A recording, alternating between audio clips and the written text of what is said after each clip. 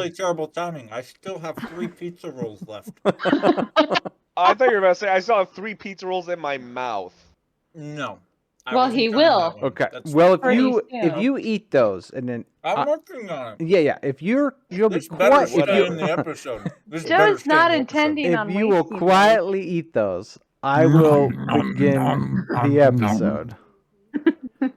I can't hear you over the sound of these delicious pizza rolls. Gosh. Okay. Welcome everyone to another podcast.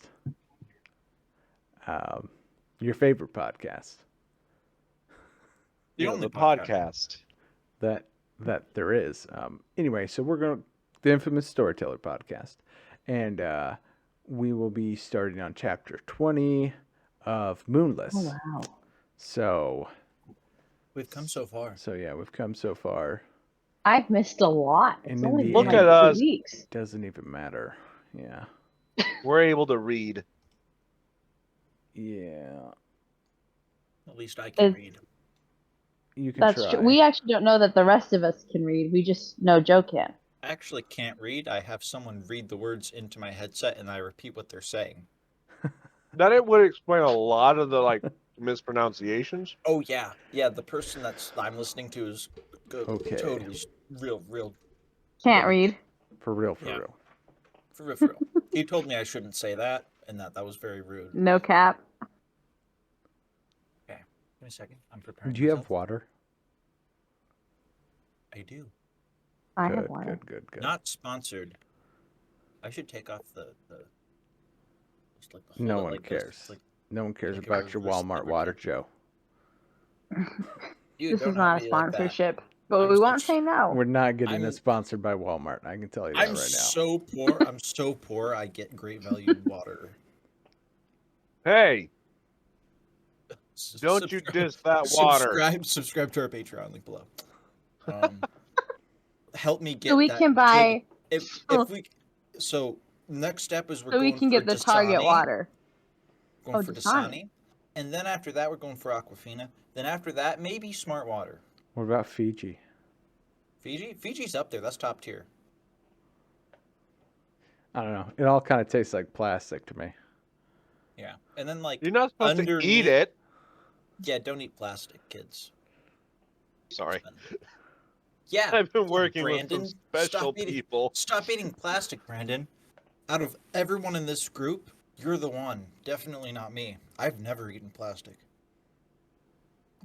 Chapter 20, The New Hex. Now I'm concerned. That was a nice cut. Hey, reading. Thank you. Later that evening, Clarence abandoned his normal post in the alcove, and instead he walked out the cliffside under the lighthouse. He sat on the edge, looking across the ocean into the great expanse of the starry sky.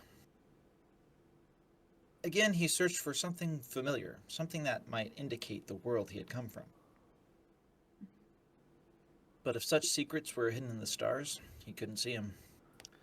Perhaps if he knew astronomy back on Earth, he could compare that to the stars above and get an idea of where his old home might be. Or perhaps it didn't matter that he was so far away he wouldn't be able to see the light from his own sun, even if he knew where to look. Still, he hoped that one of those bright specks was indeed his sun, and that it was still shining on him, even if it was the faintest bit of light. He heard a soft huff and a blue flash. Yep, that guy mispronounced it again. Blue flash. He heard a soft huff, and a blue flash came up from the water beneath him. There, in the churning waves, swam a dragon. It was easily 7 to 8 feet long from snout to tail, bluish-gray in color.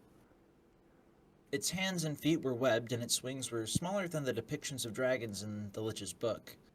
All details were perfectly designed for propelling the creature through the water. The dragon looked up at him, opening its jaws, letting out another bit of blue flame. Seeing he was not there to dump down more food, it began to climb off the cliff face. Clarence rolled back from the edge and sprinted for the mansion. It took the dragon a moment to figure out how to get up the face of the cliff, which was all the time Clarence needed to scramble into the mansion and secure the large door. The creature followed him, but didn't attempt to burn or break its way in. It did, however, pace in front of the door for a few moments, clearly annoyed that Clarence had gotten away. Clarence watched through a crack in the front door until it finally meandered back down the cobblestone path. Clarence was terrified, yet very, very excited. He had a dragon, which meant he had a dragon heart. One of the 3 things he needed to help the cursed girl. Now he just needed to catch and kill it. If he could reach Weaver Constance, maybe she could neutralize the heart and make its magic compatible with the girl's. If he had got that far, he might be able to convince the Necro Killer to help him heal the little girl as well. He was clearly a competent healer. It was a pipe dream, but it just might work. The next morning, Clarence was happily humming to himself as he prepared breakfast when the Necro Killer walked in. He looked rough and clearly hadn't shaved in a few days. His new leather suit was ripped along his chest and shoulders. "You have a good trip?" Clarence asked. The Necro Killer nodded. "I had to kill a few people, but other than that, it was uneventful. Oh, I got us some chickens. Thought you and the girl might like a change in cuisine." My goodness. He eyed Clarence suspiciously. "You seem to be in a good mood. What's going on?" "Well, that depends slightly on the answer to what I'm about to ask you." "Are sea dragons considered actual dragons?" The Necro Killer gave him a long look. "Yes, as far as I'm aware. A dragon is a dragon. There aren't many of them left in these coasts, though. They were hunted very heavily by the druids for their skin and bones. Why do you want to know?" "I saw one last night. It chased me back up to the mansion, but didn't try to break in." The Necro Killer gave him a wary expression. "How big was it?" 6, maybe 8 feet, Clarence responded. The Necro Killer visibly relaxed. "Good. I can handle a wormling easily enough, but a mature, good angel forbid an old sea dragon would send us packing to one of my backup locations. Let me know if you see a bigger one. Oh, and Clarence, their bones are very hard to break. You would be foolish to fight one without my supervision. If we get a chance, I'll happily give you a go, but leave it alone if you see Pip it. pip when I'm not cheerio. here. It will burn you to a crisp, then drag you to the bottom of the sea and consume you." Clarence nodded. "Noted. Keep your head on a swivel and no more baths in the sea, just draw from the well. And take one a week like a normal person." Oh my goodness, no! Oh, that's worse. If I was Clarence, I'd be like, "We have a well? Well, what do we What do have we have here? here?" One of The these Necro days, Killer. we're gonna need you to tell your joke. I'll tell that joke. It'll be a bonus content in our Patreon. It'll be a short. It'll be a short. That'd be such a great short. Yeah. I don't know if I could get that joke in 60 seconds. You can. It's a long one. Okay. Or you can whittle it down. The Necro Killer took 2 plates, scooping out a few servings of eggs. One more thing. I'm going to take the mage on a walk around the island. When I am done giving her a breath of fresh air, we will resume where we were left off in your training." Clarence sat in his alcove, studying from the dragon book he found in the Lich's study. Equipped with the new information the Necro Killer had given him, he returned the book with new energy. Carefully, he sat with his notebook, going over the proper way to harvest a dragon's heart and the tools he would need. Chisel and hammer to peel back the scales, a very sharp knife to cut through the thick underhide, and a saw to cut through the rib cage. The complicated part was removing the heart and blood vessels. This process required a skilled surgeon, something Clarence fully conceded he was not. A druid weaver would also be needed to stabilize the heart's magic to make it compatible with the human body. The book emphasized that there was no need for a druid healer if you were splicing the dead together. It went through the whole process, splicing the dead heart to the dead body. But this part, Clarence just skimmed over. He wasn't interested in the dead. That's quotable. The I'm not soft sand interested of in the dead. conversation. Sorry. He's not like other necromancers. I'm not like other girls. He's a pick-me It's necromancer. true. Pick me. Pick me. I like He's Clarence. really not a pick me. He's I like mean, the good angel he's did. like a don't look at me. Like, pick like me. leave me the frick alone. Don't. I have a girlfriend. I would like He a doesn't. girlfriend. You Maybe. don't have a Not girlfriend you. in 2025? Talking about Clarence.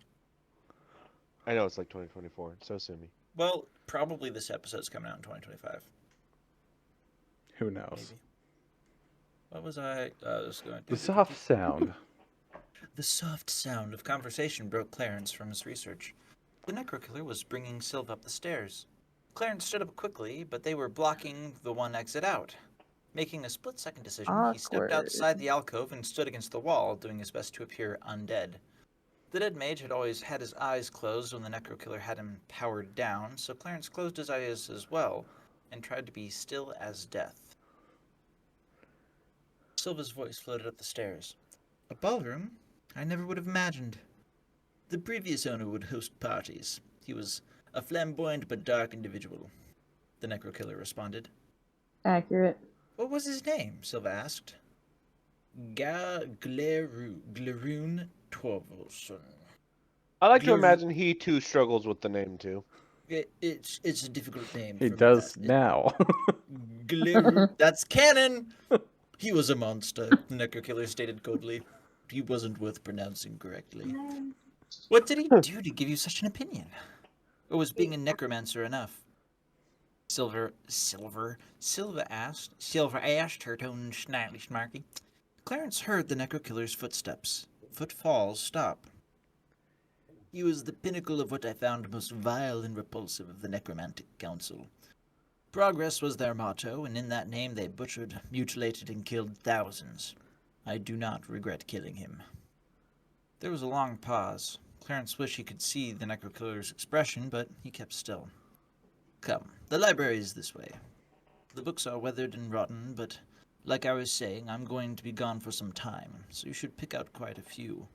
If you find more than you can carry, I will have my servant here bring them down to your cell. Thank you. There was another slight pause. How did you get your servant?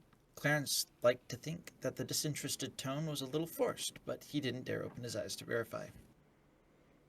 The same as with you, the Necrokiller stated simply. He was in the wrong place at the right time. Trying to kill me didn't do him any favors. He tried to kill you? Clarence? I don't believe it. Sylve remarked matter-of-factly. Clarence is a beta male. I did not sense any sigma from him. He certainly did his best. The Necrokiller responded, his tone slightly amused. You knew him?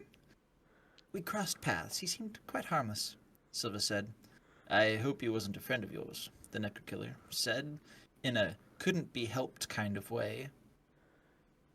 No, just a druid, Sylve responded. Ah, of course, the Necrokiller muttered. This way, watch the step. Their voices trailed off as they made their way toward the library. An hour later, the Necrokiller returned, and he seemed more relaxed. He set down a bucket of water, then slipped off his suit coat and white dress shirt, tossing them on a nearby chair. Clarence began unbuttoning his own shirt. He had the feeling that, unlike last time, this lesson was going to get bloody. I'm going to let you hex one of my right ribs. I will demonstrate what the counter looks like. The Necrokiller gestured to the center of the room, and they moved away from the table, giving themselves plenty of space. When do you want me to start? Clarence asked. Now. No. No. He says it in a way. Clarence began chanting and picked a rib on the man's right side. He started a slow and steady force of mana, trying to find a way to crack it. The Necrokiller let out an irritated sigh. A slug could stab you at the rate you're going. Do this in a duel and your opponent will slice you open before you're done. Before you've done more than make them itch, try to break it. Feeling a bit sheepish, Clarence looked at the bone and then dumped half a click of mana into it. He felt it hit the older Necromancer, but before it could take hold of the bone, his mana was suddenly snatched away. At the same time, he heard a puff sound, similar to the sound his grandfather's nail gun would make when disconnected from a compressed hose.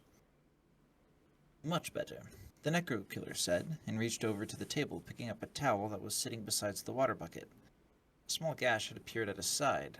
like an exit wound of a small bullet, and blood misted on the floor. He pressed the towel against it. "Did you feel what happened?" the Necrokiller asked. "It was in my hands and then it was gone. It felt like you sucked it out to the side," Clarence said. "Good." The Necrokiller pulled the rag away to rinse it out, and Clarence gasped in amazement. Where the gash had been was now a small scar that, even as he watched, faded from a light pink till it became one of hundreds of white, hair-thin scars covering the man's torso. There was no way to distinguish the fresh from the old. He shook his head, impressed. The Necrokiller attacked immediately, grabbing Clarence's lungs with his hex. Startled, Clarence countered, trying to push his mana from his lungs and out his skin, but the hex stayed in place. "You're doing it wrong," the Necrokiller told him. "Make a place for it to go and surround it so it has no other option."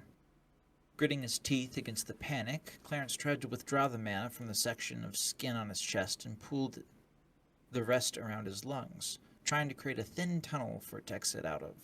He could feel the Necrokiller's mana wanting to flow, but there was still some resistance. He focused and envisioned a cut running along the little section of skin. Then there was an audible puff, and suddenly Clarence could breathe again. Gasped. His pop-up window opened. New hex acquired. Expel foreign mana. No vocals required. End tutorial. Good, you did it. The Necrokiller tossed him the rag, and Clarence barely caught it after closing his window. He wiped the spot and hummed softly, knitting the gash back together into a thick, dark scab. It was not as neat as the Necrokiller's almost imperceptible scars, but at least he was no longer bleeding. "We're going to keep going until you can no longer heal yourself," the Necrokiller stated briefly before resuming his attack on Clarence's lungs. Yay! Yay! Montage. That turned out to be 7 more times before Clarence's mana was spent. He stuck a small bandage on the last wound so it wouldn't bloody his shirt before he could heal it later. He rubbed his nose, looking over his stats. His 9 clicks of mana was gone, but his health hadn't changed. His scabs felt sore, and again he questioned the utility of the health bar. He could tell that the mana cost was mostly due to the healing of the wounds, not creating them. The Necrokiller studied Clarence. After a moment, he nodded approvingly. "How are the bones coming along?" Clarence slipped on his shirt and gave an experimental twist, feeling the tightness of the fresh scars on his ribs. "I have a decent pile, but I think it'll take months to break them all." "Your mana capacity and regeneration time will grow the more you use your mana and keep it depleted. Keep breaking bones. I'm leaving early in the morning and will be gone for a few weeks." "Have you seen the sea dragon again?" Clarence nodded. "In the sea, but it hasn't tried to eat me." "Well, stay vigilant. They're crafty and can cause a lot of chaos if left to their own devices. It's probably formulating a plan to catch you." Not if you caught it first, but Clarence didn't say that. He just nodded to the Necrokiller and headed to the kitchen to start for dinner. And Clarence sounds chapter 20. too confident. He's like, "Ha! A dragon? Dragon schmaggin." The dragons are Smagenrog? No, like... The dragon's a Smagenrog. So, Any notes? Comments? Ooh. Leave a comment Yes, below. how many notes and the comments? Yes. how many comments in the notes? Thanks for your input, Brandon. That was very helpful. Welcome. Leave the word comment in the comments below if you've been following along so far. Thank you. Chapter 21. A Toothy Inconvenience. Foreshadowing. Clarence was sitting down on his alcove, dinner spread across the floor in front of him. He paused to admire the night sky after a long day's work of breaking bones. Break a leg. The stars were much brighter than the stars back home, but they didn't quite make up for the planet's lack of a silver moon.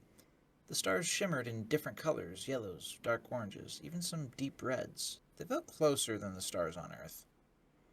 Deciding he liked the variance in color, Clarence settled down and took his first bite from his omelet. He was about to return his gaze to the stars when movement by the balcony drew his eyes away. Slowly, silently, a large reptilian finger curled over the balcony's railing. 3 more followed, then a large gray dragon eye peered over the edge of the banister. Clarence It's so flung the large. omelet in his lap at the dragon's face and scrambled for the dance hall. There was a clap of thunder, and Clarence was flung forward, skittering across the ballroom floor, his body momentarily paralyzed. Who gave the dragon a flash grenade? He rolled to his feet, a bit frazzled, but immediately started running for the stairs. Light blue, crackling light filled the room, and Clarence glanced back. The dragon's mouth was open. Blue lightning was accumulating into a ball. Frickin' frick, frick, frick. He flung himself forward, tumbling down the stairs. Yay! That is not what Clarence said in his head. Ball lightning flew overhead, crashing into a wall above him with a shuddering boom. Clarence dragged himself up despite his body's aching protests, and he headed towards the closest door. The dragon was right behind him. He ran towards the dungeon. That is a weird sentence. The door sat So partially open. you remember when I told you about the Mind Palace and how Shayla rearranged it? No, but Shayla doesn't usually rearrange the sentences to be broken like that. Thank you. Like, No, I know. She I can know. move stuff. I made it one way. She made it another way. I tried to fix it. You tried to fix it. Just trying to fix the Mind Palace. This is him trying. Leave a comment in the comments below about your favorite part of your mind palace. I like it when it's in my mind. Me too. It's complicated when it's in a book. The door sat partially open. The dragon was right behind him. He ran towards the dungeon. The dragon or Clarence? No, the door set partially Both open of is them. where you left I know, off. but I'm just rereading the sentence that's giving me mental. Wait, back up. confusion. Read it again. Clarence dragged Editing himself- with Joe. editing with Joe, just an overlay and then different. Yeah. No, yeah, this is perfect. good to know because we're doing our final edit in like 3 editing weeks. with Joe. Give me a second.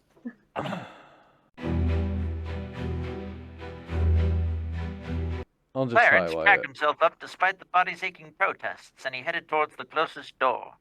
The dragon was right behind him. He ran towards the dungeon. Those make sense? Okay, I get it. I Doesn't get work. it. The he referring to the see. dragon. It will Yeah, be okay. corrected. Yeah, we'll fix it. I That is a highlighted no, it. Joe. That is a no. Okay. We'll fix it in post. This is post. Post. Post. Post haste post. The door sat partially open and he sped through, slamming the damaged oak door shut behind him. It shuddered as the weight of the dragon hit it, and a sharp crack echoed through the room. Hoping against all odds that it was the dragon and not the door that was the source of the crack, Clarence sped down the flight of stairs and into the dungeon. He was halfway to the last cell before he remembered Silva. She was still in the cell at the foot of the stairs. Clarence clasped his hands to his head, rubbing his temples, and groaned. A growl answered him from upstairs, along with the sound of claws tearing through wood. With a muttered curse, Clarence started back for the base of the stairs, grabbing the cell keys off their hook. Going to Silva's cell, he fumbled with the keys. Just as a shattering sound echoed through the room, one of the keys slipped in, and he swung the barred door open. He stepped inside and locked the barred door behind him. You know, like undead servants usually do. In a haste, with emotion. In Terrified. A panic, terrified. We've all been there. Really concerned. Really concerned undead servant. Yes. It was like cut back to Galdoren, and he's like, "Now remember, undead servant Clarence, act very panicked when something is chasing you." Good. Well, if you good. remember, Just as if I you programmed. remember the story, Galdorens thought this whole undead servant thing was kind of stupid. ridiculous That was super anyway.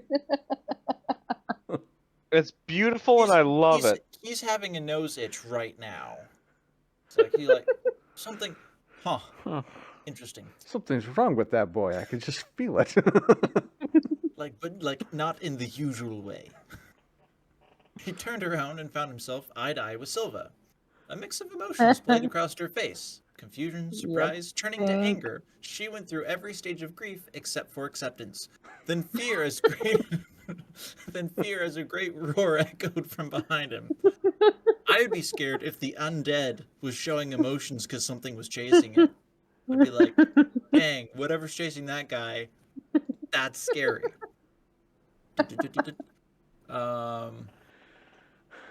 Then fear as a great roar echoed from behind him. He spun around just in time to see the dragon barrel down the stairs. It turned its head, looking directly at them, and gave them a toothy grin. Lunch in a box. Clarence backed away from the cell door and became aware of Silva pulling violently at her wrists, trying to pry the intricate black bracelets off her hands. She let her hands fall to her side as she looked past him in terror. A crackling sound drew his attention back to the dragon as a giant ball of lightning formed in the creature's mouth. Silva pressed herself against the back of the cell, eyes wide. The lightning shot forward with a thunderous clap that made Clarence's ears ring and the dungeon shudder. Clarence braced himself for the impact. It never came. The lightning danced across the bars around them, then dissipated into nothing. Get Faraday caged, you casual. The dragon growled angrily and clawed at the bars, rattling the iron door. And my saber. Sorry. And my saber. The old door squeaked and groaned in protest, but held firm. The dragon backed up slightly and opened its jaws again, releasing a smaller but more concentrated blast at the cell. Again, the lightning was caught by the bars and quickly dissipated. In a fury, the dragon hurled itself against the bars, and dust fell down into the cell, but the bars held firm no matter how hard the dragon slammed into them. Finally, clearly exhausted, the dragon gave the bars an irritated flick of its tail and settled down at the base of the stairs. There it coiled like a cat, eyes locked hungrily on the cell and its inhabitants. Clarence sat down, running a shaky hand through his hair as he stared into the gray reptilian's eyes. It would be hours before his mana was back to full, and he could try shattering its spine, he groaned. He didn't want to kill it, not yet. His plans for the little girl depended entirely on a fresh dragon heart, and this was his best chance.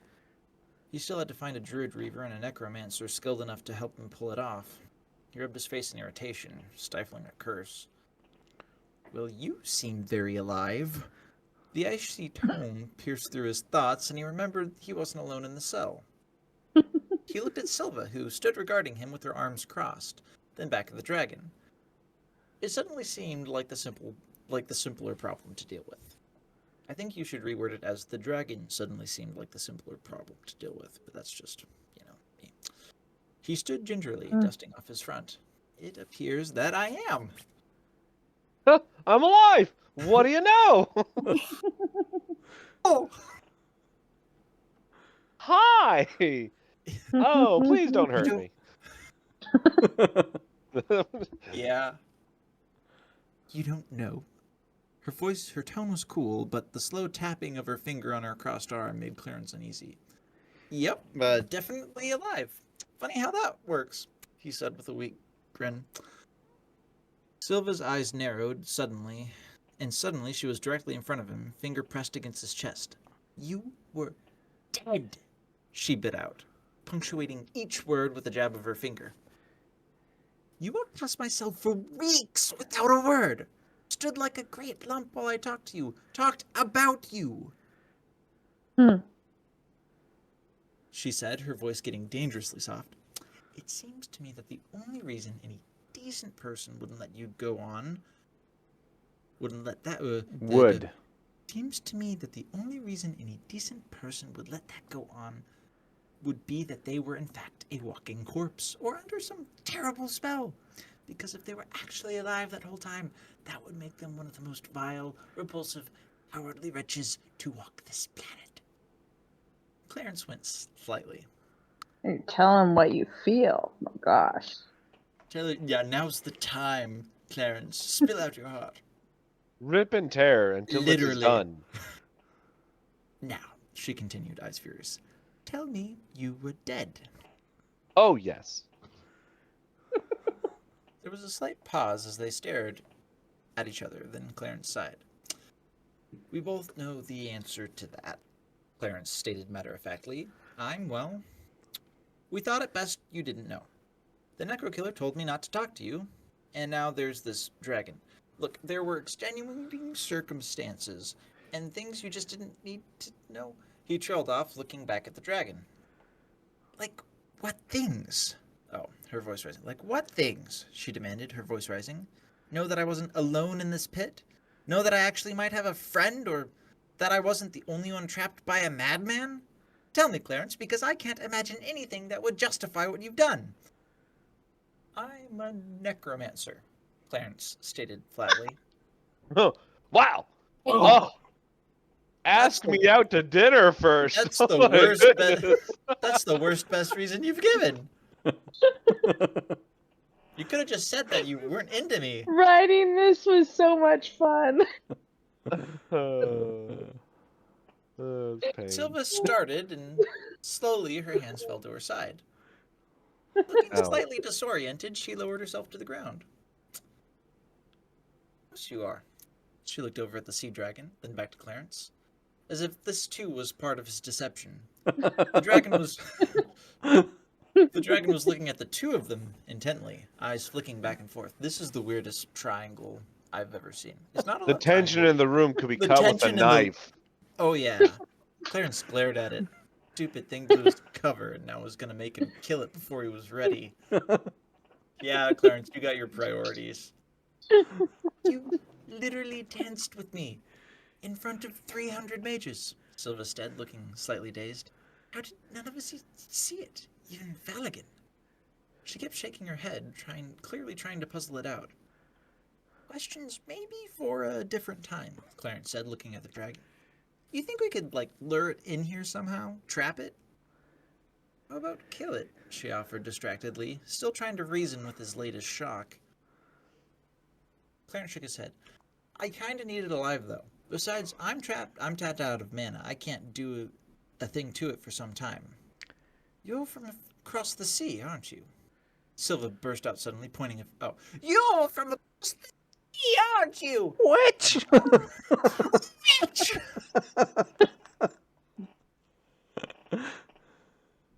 This is truly enlightening. You're a fence hopper, aren't you, Clarence?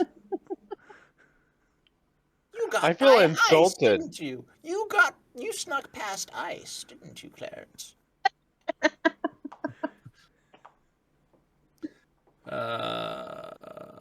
Clarence laughed. Closest guess yet, but no. Well, then where in the world could you be from? She snapped. Clarence looked at her, then shrugged.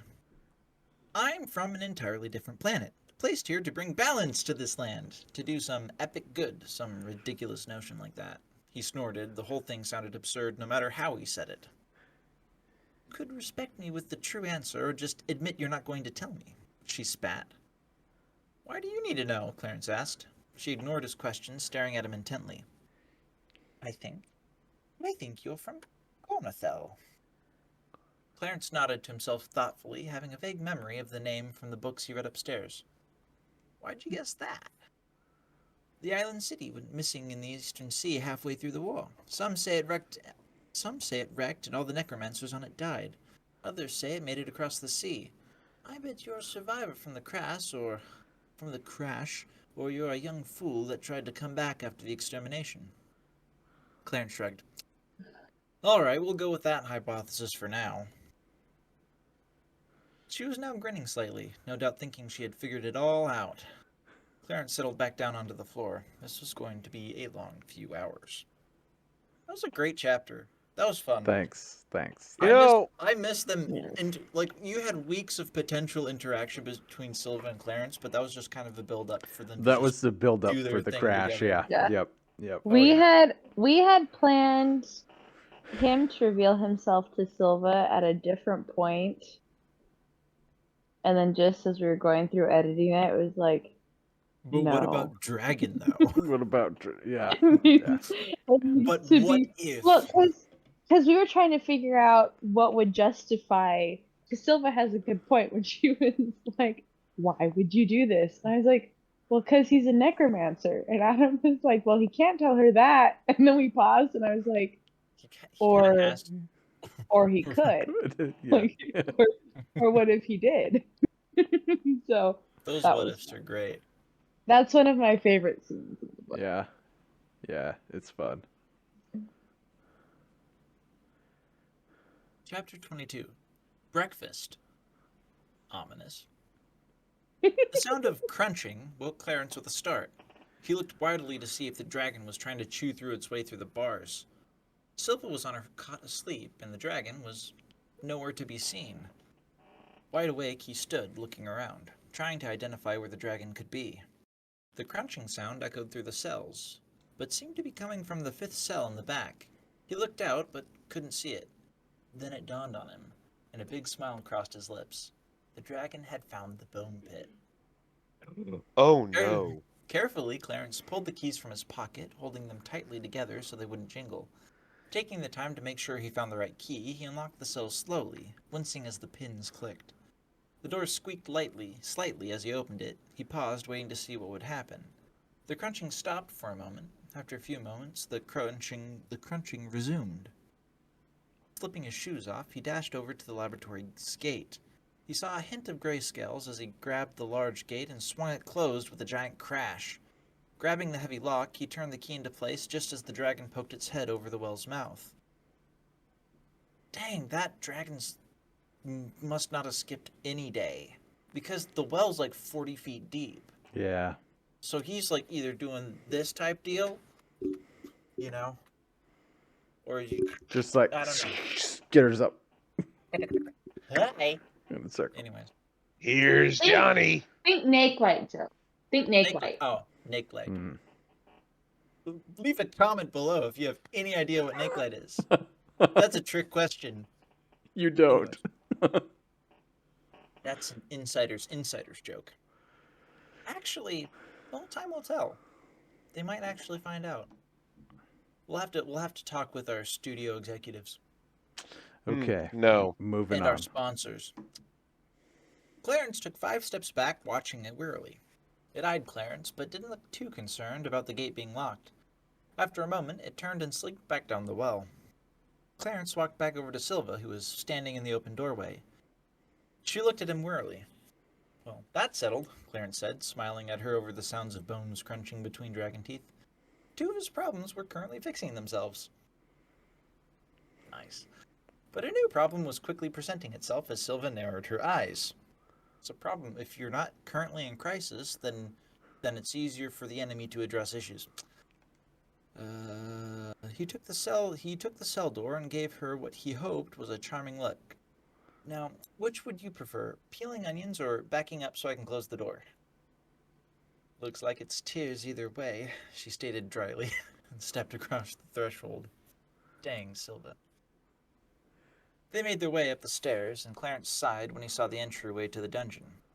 There was nothing left of the door, just twisted hinges and deep scratches in the frame. Scorches from the lightning blast scarred the ground. He's going to have to try and make a new door. Maybe he could get the Necro Killer to bring him boards, or maybe he'd steal doors from elsewhere in the mansion. He sighed, more things to fix. He turned away and continued to the kitchen, Silva close behind. Upon arriving in the kitchen, Clarence pointed to the small cook stove. You want to start the fire? I'll go get some eggs. You're just going to leave me here? She asked, cocking an eyebrow. Aren't you afraid I'll run? Clarence gave her a look. We're trapped on a deserted island in the middle of nowhere. If you can find a way off, take me with you. She glared at him, but Clarence just took the tinderbox off the counter and placed it in her hands before heading out to the small garden. Clarence was happy to find the 3 fat chickens the Necro Killer had brought were still alive and clucking. Apparently the dragon had better things to do than raid the small roost. Yes, he was raiding the Clarence roost. He fished out the 5 large eggs and yanked out some of the onions on his way back. Silva was warming her hands over the freshly lit fire when he entered, and she looked up at him. What would you like me to do? She asked. Her attitude was a night and day difference, and he regarded her in surprise. She wasn't glaring, and her offer sounded genuine. For a moment, he regarded her curiously, then shook his head. I'll make it. You can take a seat if you like. She did just that as he replaced the pot on the stove with a pan, then got out a cutting board. He pulled open the drawer of knives and frowned. His favorite one was missing again, along with a few utensils. He sighed. Uh-oh. The Necro Killer must have taken it. Hey, Probably. what? Joe! No, what are you yelling at me for? Because That's what this it is says. you! The This Necro is Killer you! must have taken it. No! That's This a is completely Joe! logical answer, probably because Clarence No, kept him it's sharp. not! Definitely was him. That silly necromantic killer man messing with my knives. Definitely and only just him. He knows. Man was unintentionally irritating at times, and this was definitely his fault, on top of being intentionally difficult. Clarence grabbed his second favorite knife on the smooth stone. I love it. Clarence grabbed his second favorite knife and the smooth stone he found on the beach and started sharpening. It was not long before he was cutting the onions, grinning slightly to himself as Silva moved her seat near the garden doorway to avoid their pungent odor. The second favorite knife was beginning to run for first place. Tossing the onions into the pan, he added some potatoes he'd found in the garden, and soon the smell of eggs and hash browns filled the small room. Good thing in this world there was a good can of Old Bay to season the hash browns. Not sponsored. The sun was rising as Clarence carried the 2 dinner plates up the stairs to his alcove as Silva followed not far behind with a pitcher of water and a bottle of wine she found in the kitchen cupboards. Setting the plates down, Clarence pulled the table and chairs from the ballroom into the small alcove that he used as a room, kicking his bedroll to the side to make space. He pulled the chairs into place, then set the plates, gesturing to Silva to sit at the chair with the better view of the grounds. Not waiting for him to give any further indication, she dug into the plate, clearly hungry. Clarence regarded her somewhat curiously before turning to his own dish, though with considerably less enthusiasm. The work he did for the Necrokiller kept him hungry, as he was constantly replenishing mana, and the food he had available to him was hardly fattening. There weren't a lot of mirrors around, but the glances he'd gotten of his reflection in the windows told him he was on track to what... Give me a second. For some reason, my brain stops working. You got this. This is a really easy sentence written perfectly. It's such a big, long sentence. Well, if I may, I'm gonna ruin an illusion real quick. Okay. Give me a wait, second. hold on. I'm putting my hand up so I know when to edit this out. Okay, go ahead. No, you're good. Actually, carry on with the reading. I'll withhold my No. comments until You it is have to read. say it now. I don't know if what he's about to say is what I'm thinking or not. Well, tell us what you think. Has he maintained a clean-shaven look? Editor. There has been no mention of him shaving anywhere. That's He's why. a bushy boy. There has been no But- mention that he has not been shaving. Either He's just got a complaints beard. that This he is showers Schrödinger's beard. frequently. He's got to say, oh yeah. Leave in the comments below.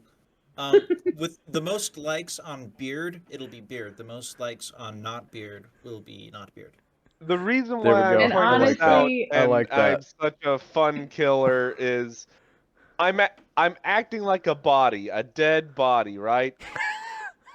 Bodies, they do the skin shrinks back from the facial hair. So if he's got a beard growing, she's a smart girl. She should know, hey, Well, that body's still growing hair. The beard just keeps getting longer. 30 years later, it's down to his knees.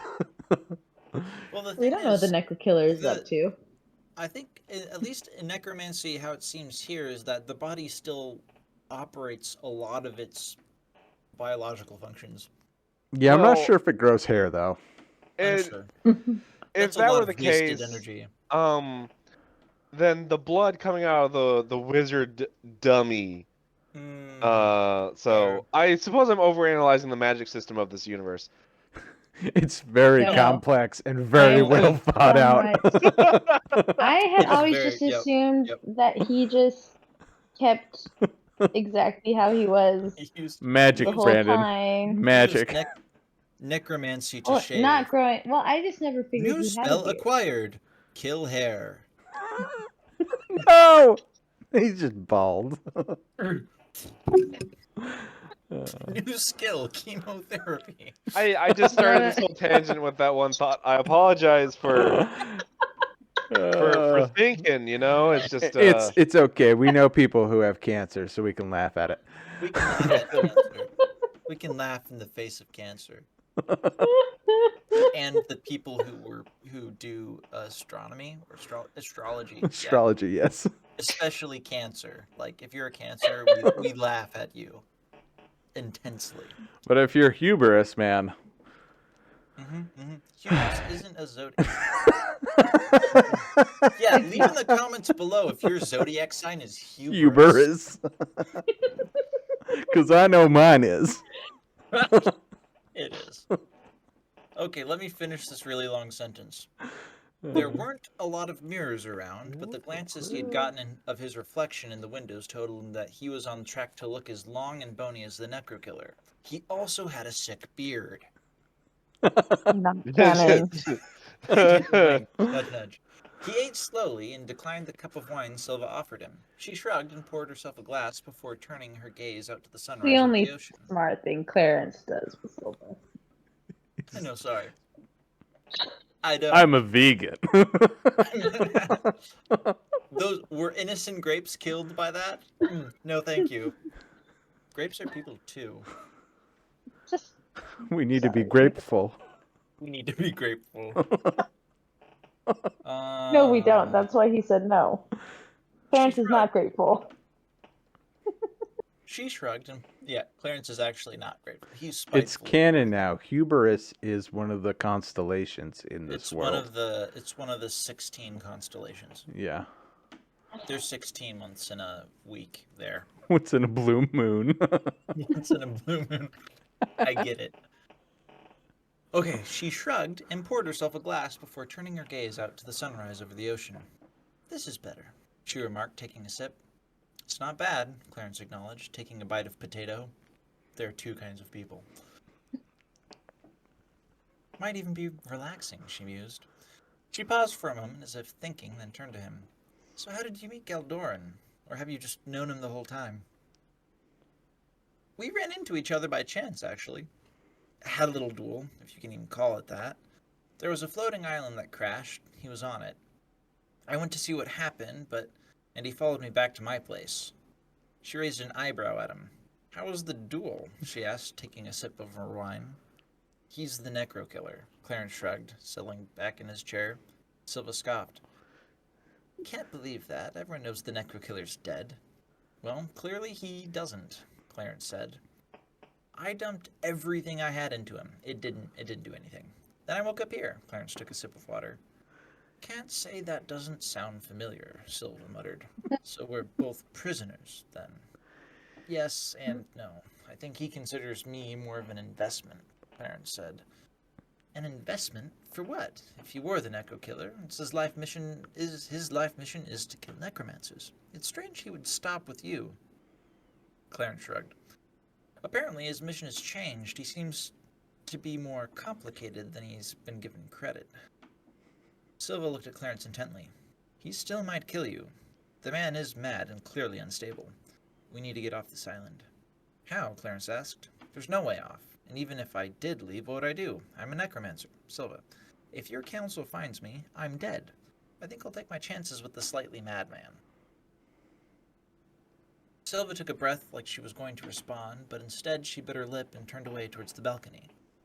An awkward silence sat down between them like a wet blanket, and Clarence shoveled a forkful of food into his mouth. What did he expect? Probably should have just left her in the cell and kept with the scheduled room service. But it was nice to sit and talk with someone relatively normal. Talking to Silva was the most normal interaction he had upon arriving on the island. It was impossible to have a relaxing conversation with the Necro Killer. The man was too unpredictable, and though the girl in the lighthouse was sweet and kind, it was nice to have a conversation with another adult. Glancing at Silva as he sipped his water, he wondered if he would have the guts to ask her out in the real world. Probably not, he decided. She was definitely out of his league. She was a beautiful woman, clearly intelligent and capable. Maybe if they had met later, in a few years after he built up his ranch, he would have been brave enough. But he doubted it. Had they met at the dance Earthside, he never would have dreamt of asking her to dance, much less without shoes on. With a sigh, Clarence stood up, sliding his chair back to the table.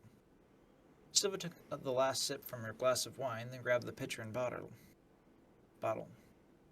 I'll get him, Clarence said, waving his hand at the table's contents. You sure? She asked, not putting the items down. It's fine. We should get you to your room. I'll clean this up later. Silva frowned, reluctantly putting the pitcher and wine bottle back down on the table. I'm not inclined to being locked back up with that dragon. Your cell is probably the safest place on the island. Unfortunately, I don't have a better solution. Have you tried escaping this place? If we could get away, my father, Albion, would be very grateful if you had helped release me. She held eyes with Clarence. If you click on this link, you can download free RAM. Clarence smiled at O'Reilly. The same Albion that slaughtered an entire race of necromancers, even children? Sorry, but I'm going to have to pass on your offer. She looked like she had something to say, but then changed her mind. Fine. If I'm going to stay in the dungeon, could you spare an extra blanket or two? I don't mean to be a needy guest, but it gets cold down there. Clarence scooped up his own quilt off his bedroll. Clarence scooped up his own quilt off his bedroll and tossed it to her. It was the only usable quilt, and it was the only usable quilt he'd been able to find. He would have to stack up the yellowed sheets from the linen closet. She looked uncomfortable, bunching the quilt up under her arms. What are you going to use? This is yours, isn't it? I'm fine. Let's go, Clarence said, taking a step into the ballroom. She looked at him, but didn't question further as she followed him to her cell. Clarence locked her securely inside, giving the gate a solid shake to make sure the dragon hadn't loosened it. Have a good day, Miss Silva, he said, realizing in the moment how hollow the polite words sounded. He was no better than a jailer. Kidnapper, actually, the little voice in his head corrected and gritted his teeth uncomfortably. He then made his way to the gate that was separating them from the dungeon. He shook this one as well. Dragon. From the dungeon! The dragon. You're right. He shook this one as well. The iron door wobbled and creaked just a little too much. Nice. Clarence left and returned with 2 young saplings. He took each one, wrapping them on either side of the gate. Carefully eyeing them when he started to chant, watching as the green saplings grew, expanding into large, thick trunks that created a giant X across the gate, sealing it shut. Clarence tried shaking the gate. It didn't budge. The trunk had swallowed the bars and sealed themselves into the stone surrounding it. The dragon would have a heck of a time getting out, and hopefully he'd hear it trying before it got too far. Nodding in satisfaction, Clarence made his way back through the cells, noting that Silva seemed to have fallen asleep. A pang of guilt hit him as he made his way back up the steps. This situation was not ideal. Chapter 23.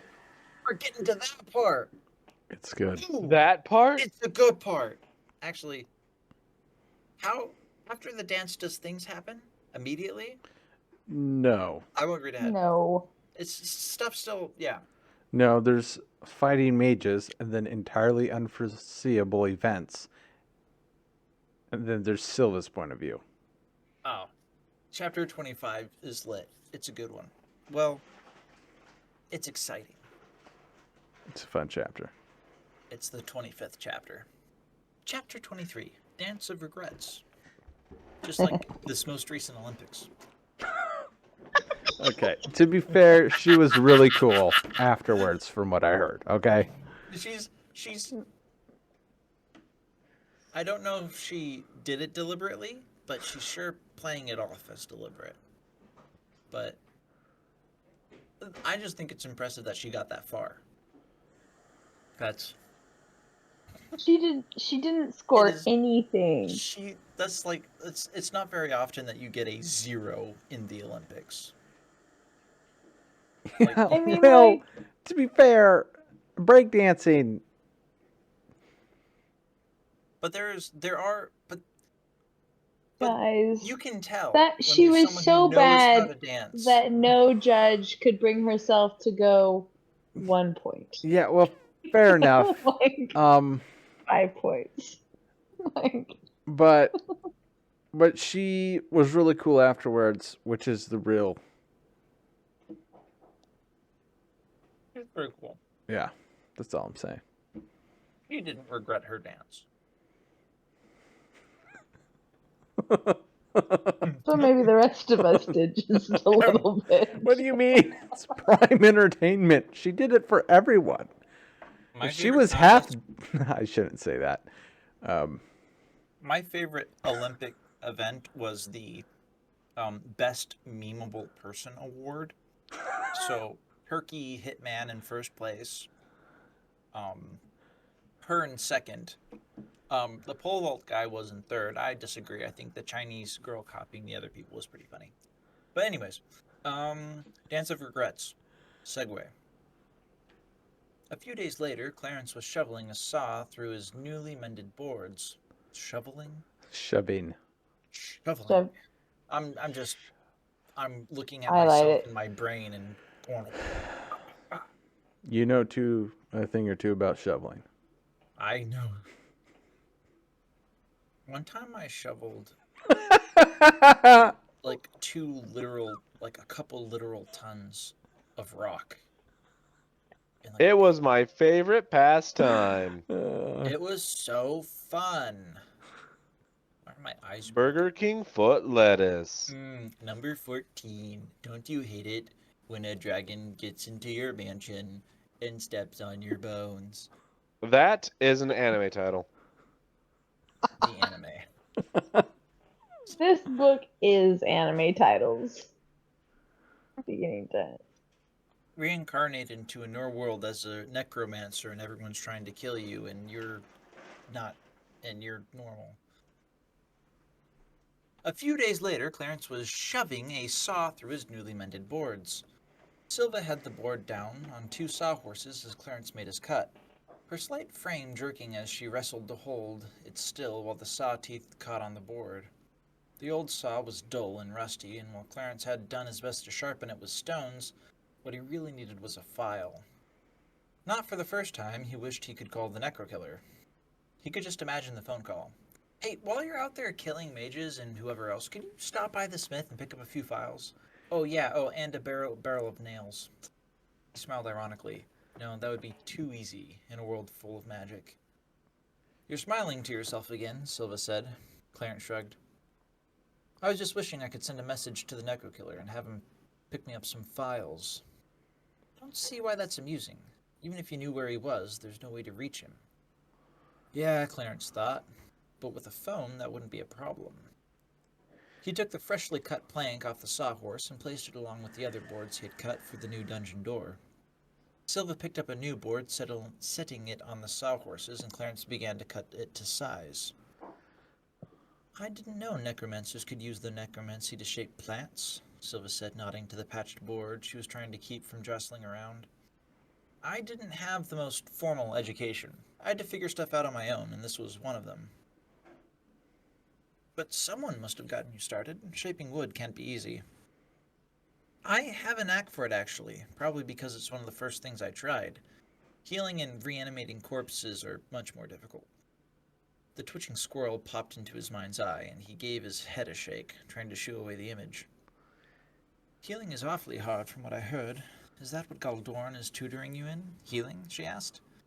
She remained skeptical of the Necro Killer's identity, and Clarence couldn't guess why. That would make sense, Clarence said, struggling with the board, his saw getting caught in the plank once again. He's not teaching you to heal, though, is he? We've covered some healing. Like I said, I've missed much of my formal education. I have a lot to catch up on. What I mean is he's teaching you warmancy. It wasn't a question. The scar on your chest appears relatively new. Being able to fight is the most pertinent skill you need. Become competent. Clarence resisted the urge to pull the drawstrings on his tunic closed. He looked ripped. He hadn't thought they were visible. Bony, skinny. He looked like he was skipping bulking day every day. He thought they weren't visible. He hadn't thought they were visible, but apparently the scar across his collarbone came up higher than he thought. He's definitely good at it, Clarence said after a moment. Silva snorted. Not good, Clarence. The best if he is who he says he is. Regardless, if you could live to complete your training, you'd become extremely dangerous. You don't think I'll live that long? He asked, motioning for the next board as he cut one in the stack. The rate you're going, either the Necro Killer will kill you or the Mage Council will, Clarence. She kept her grip on the board as he tried to take it, forcing him to look at her. Oh, I can see that in my head. Very, very cinematic. All of Euphoria. Euphoria. I hate the H. Get rid of it. I don't like it. Get the H out. It's stupid. Euphoria? It's Euphoria. Euphoria. There's You named this without asking me. Is it- EHPHOUOLUA. It's like anyone would spell it. Me and my dog Fido. We'll fix it Phidaux. in post. So I'm catching some very obvious and not so subtle hostility here, Joe. Look, Intention. we can't control what comes from the infamous storyteller. I apparently can't. He's amused that we cannot understand, So is but it- we so all is it appreciate. pronounced- Is it pronounced Efolua or Efolia? Efolia. Okay, so the UA. Well, it depends on what region of Oh, Efolia shut up. you're from. Shut up. No. No, we're not playing that game. I have several dialects in my book. No, you just know how to pronounce them wrong multiple times. Watch me. Oh, you spell corrected it. You added it to your dictionary, you psychopath. I Oh. did. Don't Okay, change it. fine. No. Okay, fine. It's Don't a mess with folia. it. It's a folia now. It's a folia, fine. All of Efolia is under the Mage Council's rule. I'm gonna emphasize that word every time. The second they know you are complicit in my kidnapping, and worse, that you are helping the Necro Killer, they will find you and kill you. They held eye contact for a moment. Perhaps I don't plan on staying on Efolia, Clarence said after a moment. You know way past the storms, mists, eels, and whatever else lies between us and the other side? Silva asked. Clarence picked up the last board and set it on the sawhorses. I think I'll let you come to your own conclusions about that. She gave him a long look and leaned against the board. You don't take your situation or your life seriously enough. Oh? Surrender to the clown. Surrender to the council, Clarence. It's not too I late. thought you said clown. Surrender to the clown, Clarence. Welcome to the council. Huh? It's not too late. They would likely find a place for you. Do you like being a prisoner? Clarence asked. She gave him a long look as his saw blade bit into the board. Neither would I, Clarence said after she didn't answer. I know enough about the Mage Council. It's better not to take the risk. There was a slight pause before she responded, her tone exasperated. If I brought you in, you would most certainly come under my protection. I would, of course, return the favor in good treatment. There are some things I couldn't grant, of course, but that would be far better life than being hunted down and destroyed like vermin. Clarence took the last board and set it alongside the others. You are very generous, Miss Silva, but if I must choose who gets to be the benevolent prison guard, I think I'd prefer it to be myself. I'm sure you do, she rolled her eyes. Is this door ready? Yeah, grab the hardware. We'll get the boards and we'll put it together in the hallway. Technically, I don't think Clarence would need nails. Hey. You're right. I was just thinking that. Because he could do riveting, like with the wood. Like if he has a hinge with spoke holes, then he'd just grow the wood through and make a knot or something. Well, I think nails would still hold better. Well, and they would wear, like, over time, they would do better, That's too. what I'm saying, yeah. Okay, fine. Now, he could bind all the boards together, probably. Yeah, he doesn't need to nail the boards together. I mean, he could make that a solid door. If he Oh yeah, wanted. especially after a lich and a dragon But- bust through it. This door is thick. This door's dummy thick. This door has Please. wooden protection and plot armor. Best door. 10 out of 10. No, It's had it really didn't. good plot armor It didn't thus have far. either of those. It could have broken a lot sooner. There was some plot armor. Okay, in fair, the works. fair enough.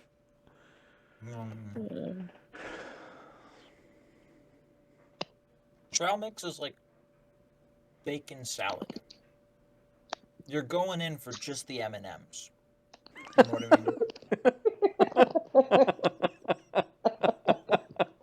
I know it's completely random.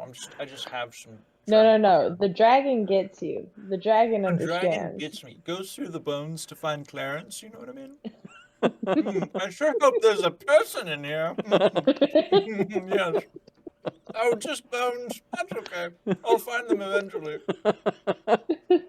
They're in here somewhere. Probably at the very bottom. At the very bottom. Ooh, what is this? A leg? Good. A lich. Yes. Tasty. These bones. Oh, I cut my gum. Oh, Oh, these bones are extra crispy. we haven't decided. Uh, All right, Joe, continue. Why's, Sorry. Such a why's the segue. little bowman screaming, no, no, no? These How bones quaint. are me. How quaint. I'm devoid of calcium. Give me a second. I lost my spot. The door was finally hung. It was under the ... The door was finally hung, and Clarence couldn't help but feel a thrill of success. He had sealed the boards together using his mana, and when the doors hadn't quite fit into place, they'd reformed them with only a little bit of encouragement. He was improving, and it kept him motivated. Hence why he was pacing the ballroom like a madman, humming the same tune over and over again. He was working on the hex meant for healing cuts. He had learned early on that the mana didn't care what he said, only what his intent was. But that being said, the Necrokiller had insisted that it was better to associate certain chants or songs with different hexes. The more that could be left to muscle memory, the more concentration would be left available in a fight. That makes sense. Yeah, I can respect that choice. Yeah. But no, I'm kidding. This magic system's lame. No, I'm Stupid. quite enjoying it. Like, there's enough to keep me interested. Not too much. I'm like, yeah, this is being pulled out of your butt. It's like, A lot of it is time to bring out the calculator and clipboard, guys. We already did that, Adam. Yeah, I know. We have a, we have did the it on the spreadsheet. background, so we wouldn't have to do it. Yeah, what was that about? Like, We mathed out how the leveling system will work between each class. Yeah, it's and, pain in the neck. Just so when I wrote it, it would all come out consistently. So his progress and scaling would make sense. Yeah. Because it's a lit RPG, so you have to do that in this genre. Video game and a book. A book-video game. A book game. And this isn't even like a crazy one. This is like lit RPG light. This is a light RPG. Yeah. Yeah. But we're gonna advertise it as heavy. I'm sure the fans will love that. Wake up in a new world lit RPG. Okay. Anyway, go on. Okay. Silva was with him in the ballroom, tinkering with a big, boxy piece of furniture she had freed from the crusty sheet covering it. She played around with it for some time, then suddenly it came to life, producing a light, tinkling melody. Clarence stopped chanting, looking over at her curiously. Clearly pleased with herself, she pulled open a drawer and began riffling through it. Papers and long round cylinders started piling up on top of the large box as she dug through it, obviously looking for something. With a small shout of triumph, she held up 3 round steel tubes. Curiosity piqued, Clarence walked over to the box as she stuffed the papers back into the drawer before lifting a small lid. It's an older model, one of the first likely, but it still works, Silva said excitedly. Oh, it's an older model, one of the first likely, but it still works. I'll figure out sounding someday. Silva said excitedly, feeding the 3 round steel tubes into the machine. The box clicked and clattered, shuffling them around, sounding like someone randomly picking the keys of a music box. Not seeming to mind the noise, Silva cranked a large key, and then the music started to pick up. Adjusted a set of knobs, which seemed to speed up the mechanism. That, in turn, sped up the glassy-sounding music until suddenly a crisp and lively waltz was playing. Care to dance? She dared him, holding out her hand, beckoning him. Her eyes glinted in the light of the setting sun. She was lovely, and this was a terrible idea. As if she could read his thoughts, her smile broadened. Oh, come, she pressed. It's the host's job to entertain its guests, is it not? He shifted slightly in place, giving it some thought. You want to dance with a necromancer? You, the daughter of a high mage, not just any necromancer, but the up-and-coming prodigy of the great and terrible necrokiller himself? He shook his head at her gravely. Seems dangerous. Most definitely foolish. She smiled. That's the point, Clarence. Deep in the bowels of the head mage's island, you risk a dance with me, so she stepped forward, laying her hand on his shoulder. Don't keep all that risk to yourself. Dang, girl. Her hand burned on his shoulder. Clarence's heart started to race, reacting to the sudden dump of adrenaline. He took in a deep breath and let it out. 3 questions? He asked, voice even. She looked at him unflinching. Most definitely. Gently, Clarence took her hand and rested his other on her upper back. Careful to keep her at arm's length, he stepped forward and suddenly they were drifting through the large ballroom. She was smiling up at him and Clarence resisted the urge to gulp. Like his grandfather would say, she was a special kind of something.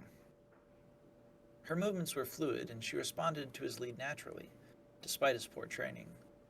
They flowed over the dusty stone floor and Clarence couldn't help but get lost in her eyes. She was dangerous. Very dangerous, that was for certain.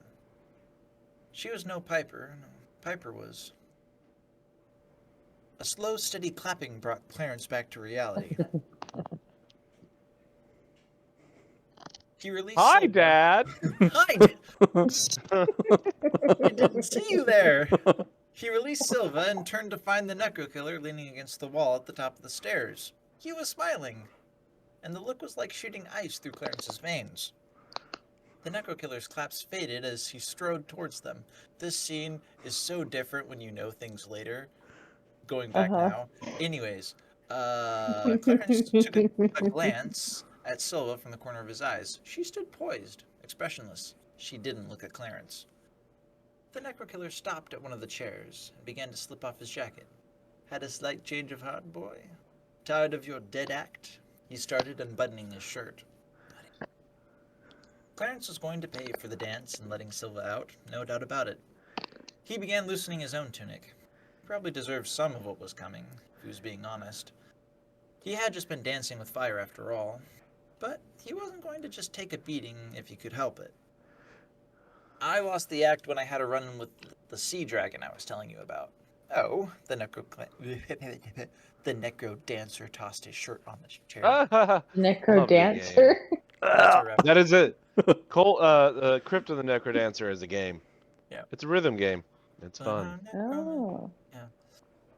So that's why the It's two of you copyright. were dancing? Your performance was quite refreshing, by the way. I didn't know you knew how. Clarence tossed his shirt on the opposite chair and rolled his shoulders. Well, you never asked me to dance. There was a... it's not canon. There was a It's not deadly look in canon. the other man's eyes, and for the first time in a while, Clarence wasn't so sure if the man wasn't going to kill him. Miss Silva, may I recommend you step over to the wall? The blood spatter is going to get all over. The Necromancer's tone was polite, but his words made Clarence's heart drop. He was faintly aware of Silva's stepping backwards, but he didn't dare take his eyes off the older man to check. Shall we? The Necro Killer asked. Clarence began chanting immediately. Living through the first few seconds confirmed that the Necro Killer was not going to kill him, but it did, however, confirm that he was displeased. Clarence was attacked all over. Hex jumped around his body, switching from lungs to kidneys to ribs to shoulder. Each spot the man attacked with such precision and strength that Clarence couldn't help but expel the hexes. He did his best to counter-chant, but the Necro Killer had vastly more skill and mana than Clarence. Anything Clarence tossed at him, he just flicked to the side. It didn't seem to matter that Clarence had gained more mana. The man was untouchable. The duel lasted less than a minute, but by the end, Clarence was a bloody mess. By sheer luck, he had gotten through the man's defenses and dumped the last of his mana into his left arm. In irritation, the Necro Killer expelled the hex with a slight puff from his side, and then promptly caught Clarence's heart in a vice-like grip. Immediately, Clarence dropped to the ground, holding his chest and gritting through the pain. The man held him there for a long moment, looking at him emotionlessly, then released him. By the time Clarence had recovered enough to stand, the Necro Killer was already wiping the blood off his pristine arm, smiling brightly. You did good, boy. I see you've made good progress on your bone-breaking hex. I shouldn't be surprised, you've had plenty of practice. By the time you're finished with those bones, you might actually be able to crack something. Clarence's upper body throbbed from a dozen fresh lesions, and he was dripping blood all over the dance floor. He limped his way over to the table, noting the splashes of blood that peppered the floor around him. I don't think I'll get that much more practice, Clarence muttered, grabbing his tunic from off the table, stifling his worst wounds. The dragon has eaten a lot of them. The Necro Killer paused in surprise, looking over at Clarence. It's in the dungeon. Yeah, locked him down the bone elevator. He chased me there and I sealed him in. I don't like that combination of words. Bone elevator? Fair enough. The combination I enough. made in my head was not pleasing. Elevator? Bonevator. Bonevator. Uh, That sounds like the guy in That's a description the of the first dragon. Spider-Man movie was like Bonesaw. Bonevator. Bon appetito. Bon appetit. That's what the dragon's thinking.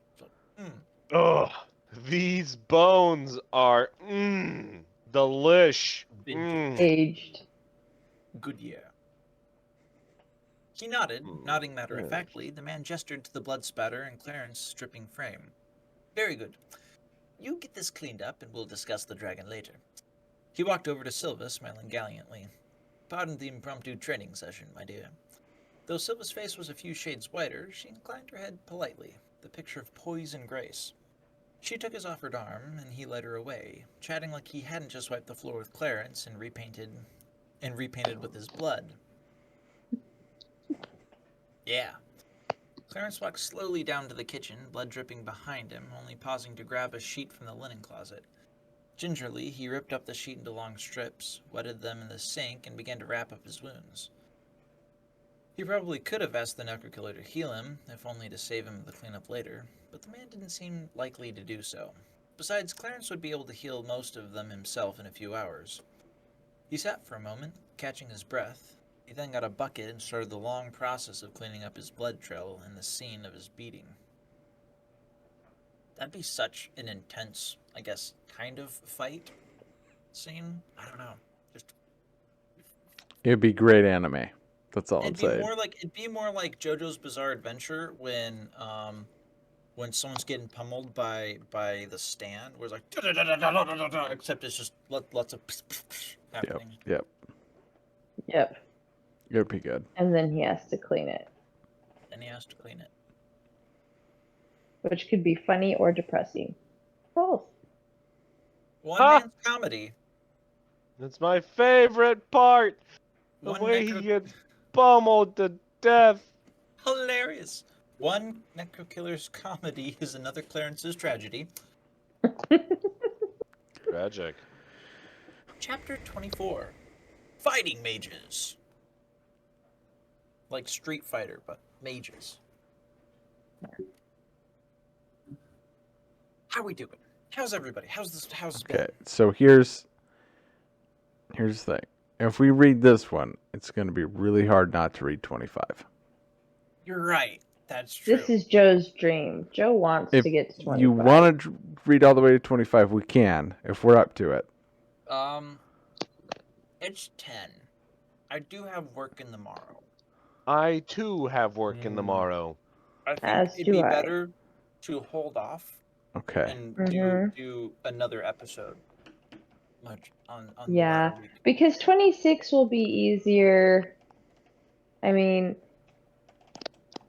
Yeah, because there won't be a good spot to stop quickly after 24. That's true. Everything. Well, I would say, Toothy Inconvenience is the ramp up part for the next half of the book. It Yeah. kind of just Yes. builds from there. Snowballs quite a bit. Yeah, so it'd be better to do that as a block together. So, Cool. Yeah, I think so. yeah. Well, Well, there we go. That has been, let's see, 1, 2, 3, 4 chapters of the Infamous Storyteller podcast covering the story Moonless. Assuming that's the name we give it. I think we're assuming that's the name we stuck give with it now. We can't think of anything better, and it works just fine. That's how creative I am. Anyway, think of the moon. Then don't think of the moon. y'all have a great night. We will see you later. Are we done yet? Are we done yet? Hey. God.